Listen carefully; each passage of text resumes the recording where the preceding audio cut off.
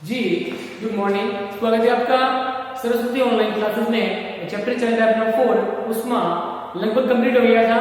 एक दो बातें बतानी है आपको, वो बता देते हैं आज, फिर ये चैप्टर कंप्लीट है और इसके प्रश्न उत्तर भी हम आज ही करेंगे। ओके चलिए चैप्टर 4 उष्मा। तो उष्मा में मैंने आपको सारा बता दिया था। उष्मा क्या करती है, उष्मा कैसे बढ़ती है, तापमान कैसे बढ़ता है, पृष्ठीय तापमापी, वक्रीय तापमापी, उष्मा का चालन, स्थानांतरण और सर्दी और गर्मी में पहने जाने वाले कपड़े किस आधार पर पहने जाते हैं। ओके अब लास्ट बात है कि अगर हम सर्दी लग रही है हमें सर्दी, तो सर्दी लगेगी तो हम एक मोटा कंबल ओढ़ रहे हैं, मोटा कंबल, और एक हम दो छोटे छोटे कंबल है, मतलब ज्यादा मोटे नहीं है, दो पतले पतले कंबल या दो छोटे पतले पतले दो पतले पतले कंबल। ठीक है, तो कौन सा सही रहता है? एक मोटा कंबल सही रहता है या एक दो पतले पतले कंबल सही रहते हैं? आप कहेंगे एक मोटा कंबल सही रहता है, लेकिन ऐसा नहीं है। अगर हम दो पतले कंबल ओढ़ेंगे ना तो क्या होगा पता है? एक कंबल आ गया, अब मान लीजिए आप सो रहे हो, ये बिस्तर है इस पे आप सो रहे हो, ठीक है। अब आपने एक कंबल ओढ़ा, मोटा कंबल ही बोल दिया, ठीक है। अब क्या है, आप सो रहे हो, अब ये मोटा कंबल है, इसके बीच में देखो मैंने कहा था कि कंबल भी ऊन के बने होते हैं, इनके बीच में क्या होती है, वायु हवा फंसी रहती है, तो हमारे शरीर के अंदर जो गर्मी है उसको बाहर जाने से रोकती है, ठीक है। बाहर से जो गर्मी आ रही है, सर्दी आ रही है, उसको अंदर जाने से रोकती है। लेकिन मान लो ज्यादा सर्दी है, तो सर्दी हमारे शरीर में जाने की कोशिश करेगी और ये शरीर भी जाए थोड़ी थोड़ी, तो हमें ठंड लगेगी। एक कंबल ओढ़ के सो रहे हैं, मोटा कंबल, ठीक है। लेकिन अगर हम दो पतले पतले कंबल ओढ़ के सोए तो क्या करेगा, ये गई आदमी है, ये बेड है, इस पे आदमी सोया हुआ है, ठीक है। अभी आदमी सो रहा है, एक कंबल ओढ़ा, पतला कंबल एक और पतला कंबल दो कंबल ओढ़ लिए। तो अब क्या होगा, अब बता यहाँ हवा है, कंबल के बीच में खाली जगह क्या होती है, हवा, यहाँ बीच में ये खाली जगह क्या होती है, हवा। अब क्या होगा कि जैसे ही मान लो अब ठंड लग रही है आपको, तो सर्दी आएगी, ठंडी हवा आएगी और वहां ये घुसने की कोशिश करेगी, अंदर जाने की कोशिश करेगी। अब अंदर जाने की कोशिश करेगी, मान लो यहाँ से थोड़ी बहुत अंदर चली भी जाए तो आगे वापस एक कंबल है जो इस हवा को जाने से रोकेगा। दो कंबल है, दोनों के बीच में हवा फंसी रहती है, और जैसे ही ठंडी हवा यहाँ जाने की कोशिश करेगी, पहली कंबल में से अंदर जाने की कोशिश करेगी, तो यहाँ से मान लो थोड़ी बहुत चली भी जाए, लेकिन आगे वापस कंबल है जो ये कंबल, इसके बीच में हवा फंसी रहती है और ये कंबल वापस इस हवा को आगे जाने से रोकेगी। दो कंबल के बीच में वायु की परत बन गई ना, ये वायु, इसकी वायु और इसकी वायु, समझिए बात को। दो कंबल है, यहाँ हवा है, इसके बीच में खाली जगह हवा भरी है, और यहाँ पे खाली जगह बीच में क्या भरी है, हवा, बीच में क्या आ गई, हवा आ गई पूरी। दो कंबलों के बीच में हवा की एक परत बन जाती है, क्योंकि एक कंबल होती है उसके बीच में तो हवा अंदर जा सकती है थोड़ी बहुत, लेकिन जब दो कंबल होंगे तो इस कंबल के बीच में खाली जगह वहां हवा है, इस कंबल के बीच में खाली जगह यहाँ हवा है, तो हवा बहुत सारी है, ठीक है। तो हवा बीच में यहाँ क्या बन गई, हवा की पूरी परत बन जाती है, और ये बाहर से आने वाली ठंडी हवा को या ठंड को ये हवा अंदर जाने से रोकती है। इसलिए दो कंबल ओढ़ के सोएंगे तो कम ठंडी हवा अंदर जा पाएगी और हमें गर्मी का एहसास होगा, क्योंकि दो कंबलों के बीच में हवा की परत बन जाती है ना। क्योंकि एक कंबल ओढ़ेंगे तो उसके बीच में इतनी हवा की परत नहीं बन पाएगी, हवा इसके बीच में फंसी हुई है, लेकिन थोड़ी बहुत मान लो सर्दी अंदर जा सकती है। लेकिन जब दो कंबल ओढ़ेंगे तो इस कंबल के बीच में जो हवा, वो इस कंबल की हवा और ये हवा मिलकर हवा की परत बना लेगी, जो बाहर से ठंडी हवा को अंदर जाने से रोकेगी और हमें गर्मी का एहसास होगा, हमें ठंड नहीं लगेगी। तो दो कंबल ओढ़ना, एक कंबल की अपेक्षा दो कंबल ओढ़ना सही रहता है, ठीक है। और आजकल तो मकान बनाते हैं ना, मकानों में भी एक आती है खोखली ईंटें आती है, एकदम खोखली आती है, अंदर से रहती बढ़िया है, ठंडी रहती है, और ऐसे आजकल मकान बनाने में खोखली ईंटों का प्रयोग किया जाता है। इसके बीच में खोखली होने का बीच में हवा फंसी रहती है और ये हवा बाहर की गर्मी और सर्दी को अंदर जाने से रोकती है। इसलिए आजकल कुगली ईंटों का प्रयोग किया जाता है मकानों को ठंडा रखने के लिए। ठीक है, समझिए बात को। चलिए इसको लिख लो, फिर ये चैप्टर कंप्लीट कर लेते हैं। फिर अपन इसके प्रश्न उत्तर शुरू करेंगे। लिखो इसमें, एक मोटे कंबल की अपेक्षा एक मोटे कंबल की अपेक्षा एक पतला एक मोटे कंबल की अपेक्षा दो पतले कंबल ओढ़कर सोना सही रहता है। सोना सही रहता है क्योंकि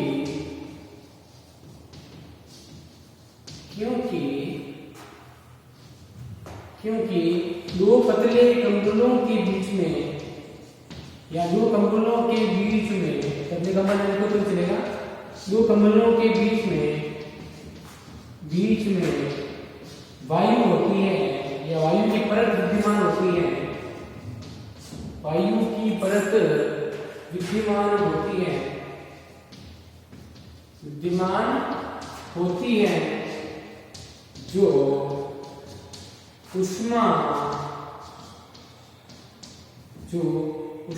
को अंदर जाने से और शरीर की ऊष्मा को बाहर जाने से होती है। शरीर की ऊष्मा भी बाहर जाने की कोशिश करती है ना, उसको भी जाने नहीं देती है हवा की परत। अंदर शरीर की ऊष्मा को बाहर विकिरित होने से यानी बाहर जाने से, बाहर जाकर फैलने से विकिरित होने से रोकती है। अतः दो कंबल ओढ़ना सही रहता है या सुविधाजनक रहता है। ओढ़ना सही रहता है। ओके, चलिए चैप्टर कंप्लीट हो गया। ओके, अब इसके लिख लो, फिर अब प्रश्न करते हैं। चलो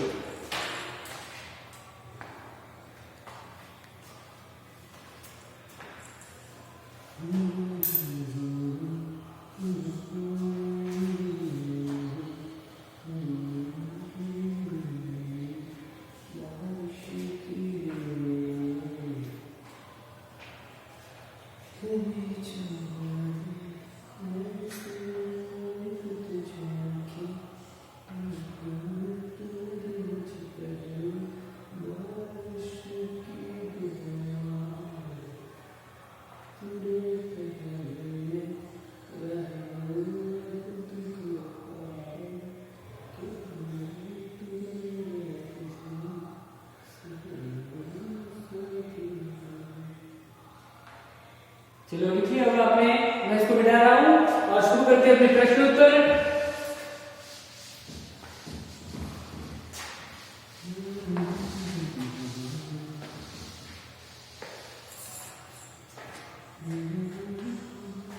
फर्स्ट क्वेश्चन है, प्रयोगशाला तापमापी और डॉक्टरी तापमापी के बीच समानताएं वर्णन कीजिए। फर्स्ट क्वेश्चन, डॉक्टरी तापमापी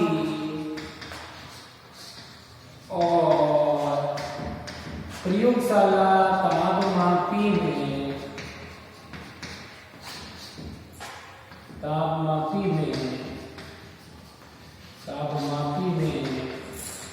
समानताएं व अंतर लिखिए।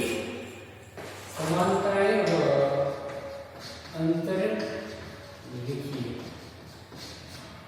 अब उत्तर में लिखेंगे डॉक्टरी तापमापी, लिख दो डॉक्टरी तापमापी, एक तरफ लिखो डॉक्टरी तापमापी,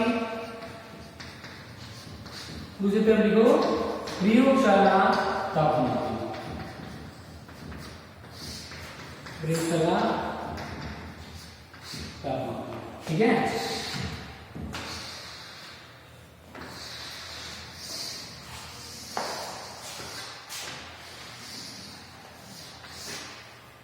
ओके, चलो पहले क्या लिखेंगे अपन, समानता, सॉरी पहले अंतर लिखो। अंतर क्या है दोनों में बोलेंगे, अंतर, अंतर लिखो। फर्स्ट, डॉक्टरी तापमापी, डॉक्टरी तापमापी से शरीर का ताप, हमारा शरीर है तो ऐसे लिखो, डॉक्टरी तापमापी से मानव शरीर का, मानव शरीर का ताप मापा जाता है। ठीक है। दूसरा है, इसका पहले लिखो, तो प्रयोगशाला तापमापी से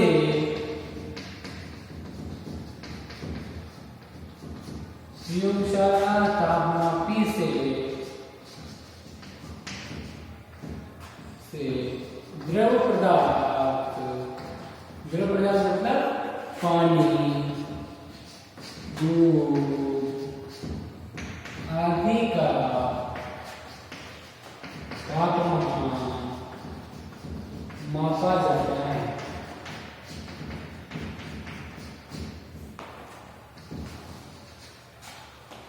दूसरा लिखो अंतर, पहला अंतर हो गया, दूसरा अंतर खुली लाइन मत खींचो, राइट है। दूसरा अंतर है डॉक्टरी तापमापी का, तापमापी का परिसर, परिसर का मतलब कम से कम और ज्यादा से ज्यादा कितना तापमान मापा जा सकता है, तो कम से कम और ज्यादा से ज्यादा कितना तापमान मापा जाता है। डॉक्टरी तापमापी का परिसर 35 डिग्री सेल्सियस से, 35 डिग्री सेल्सियस से कितना होता है, 42 डिग्री सेल्सियस तक, ठीक है, होता है। मतलब डॉक्टरी तापमापी से 35 डिग्री सेल्सियस से 42 डिग्री सेल्सियस तक का तापमान मापा जाता है। इसमें प्रयोगशाला तापमापी से, तापमापी से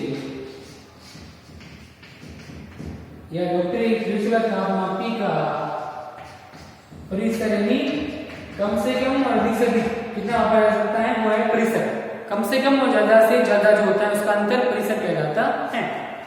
तो परिसर 10 डिग्री 10 डिग्री सेल्सियस से 110 डिग्री सेल्सियस तक होता है, यानी प्रयोगशाला तापमापी से 10 डिग्री सेल्सियस से 110 डिग्री सेल्सियस तक तापमान मापा जा सकता है।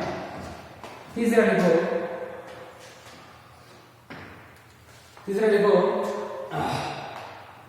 तीसरा देखो कि डॉक्टरी तापमापी, डॉक्टरी तापमापी से ताप मापते समय बल्ब, जो बल्ब होता है ना, उसको 1 मिनट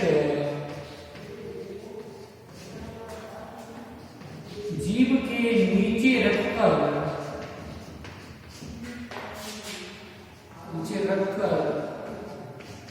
फिर बाहर निकालकर ताप ज्ञात करते हैं। मतलब डॉक्टरी तापमान चेक करना है ना, तो जो बल्ब होगा इसके अंदर पड़ा हुआ इसको जीभ के नीचे रखेंगे 1 मिनट तक, फिर वापस बाहर निकालेंगे, फिर ऐसे आंखों के सीधे रख के फिर चेक करेंगे। लेकिन प्रयोगशाला तापमापी में ऐसा नहीं होता, इसमें तो प्रयोगशाला तापमापी का जो बल्ब है उसको अंदर ही रहने देते हैं और फिर तापमान चेक करते हैं। तो देखो, प्रयोगशाला तापमापी में तापमापी से ताप मापते समय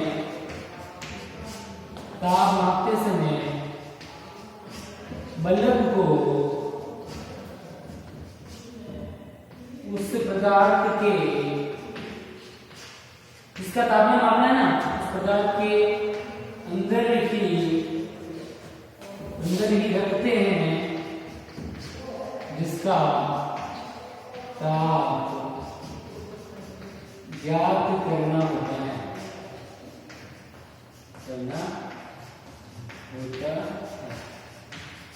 ओके, चलिए ये तो हो गई समानता।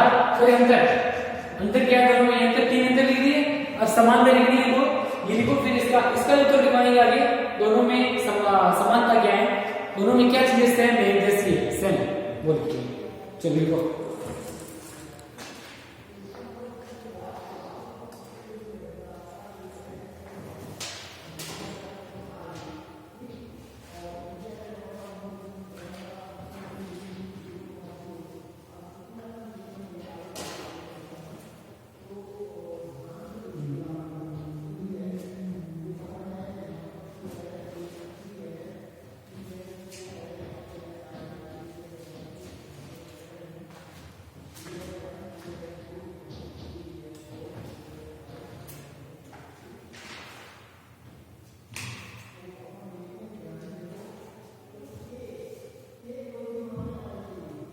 चलो लिख लिया होगा आपने,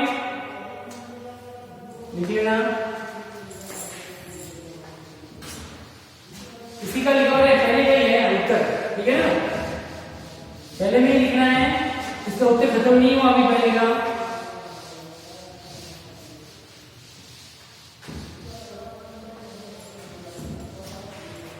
समानता, डॉक्टरी तापमापी और परीक्षण तापमापी समानता क्या होती है?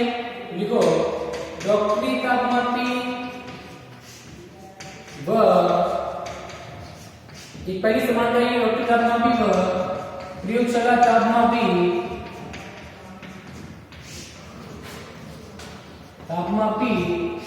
दोनों का प्रयोग ताप मापने के लिए किया जाता है। दोनों का प्रयोग ताप मापने के लिए, इसका शरीर का तापमान और इसका बाकी सब चीजों का तापमान मापने के लिए, दोनों का प्रयोग ताप मापन में किया जाता है। ताप मापन में किया जाता है।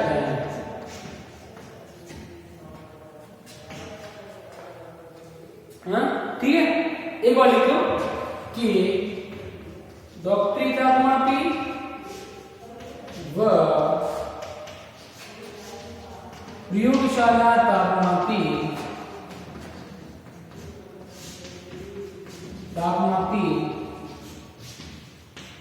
दोनों का पैमाना, दोनों का तापमापन का पैमाना, तापमापन का या डॉक्टरी तापमापी व प्रयोगशाला तापमापी दोनों का तापमापन डिग्री सेल्सियस में या पैमाना डिग्री सेल्सियस, चलो इससे पहले लिख दो, ये डिग्री और ये सेल्सियस, डिग्री सेल्सियस होता है। दोनों का तापमान डिग्री सेल्सियस में मापा जाता है। ये दोनों का पैमाना सेम होता है, डिग्री सेल्सियस होता है, लिख दो। फिर तीसरा क्वेश्चन क्या है, चलिए देखते हैं। उष्मा चालक व उष्मारोधी प्रत्येक के दो उदाहरण लिखिए। उष्मा चालक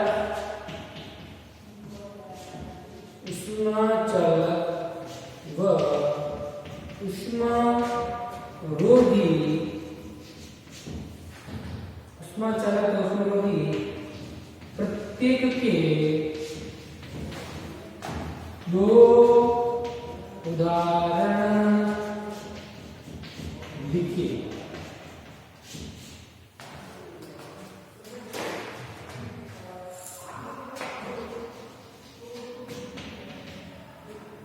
उष्मा चालक व उष्मारोधी प्रत्येक के दो उदाहरण लिखिए। जो लिखते हैं, उष्मा चालक यानी वे पदार्थ जो अपने में से उष्मा को आगे जाने देते हैं। उष्मा चालक में देखो लोहा, ये सब इसमें से उष्मा आगे जाती है, उष्मा प्रवाहित होती है। लोहा, एल्यूमिनियम, वही पूछे कोई देखो जगह की लिखना। उष्मा रोधी जो उष्मा को आगे जाने नहीं देते, उष्मा का चालन नहीं करते, उष्मा उसमें से आगे नहीं जा सकती, तो इसके उदाहरण है लकड़ी और प्लास्टिक, ये दोनों ही उष्मा की कुचालक है। देखो इसको अगला क्वेश्चन करते हैं।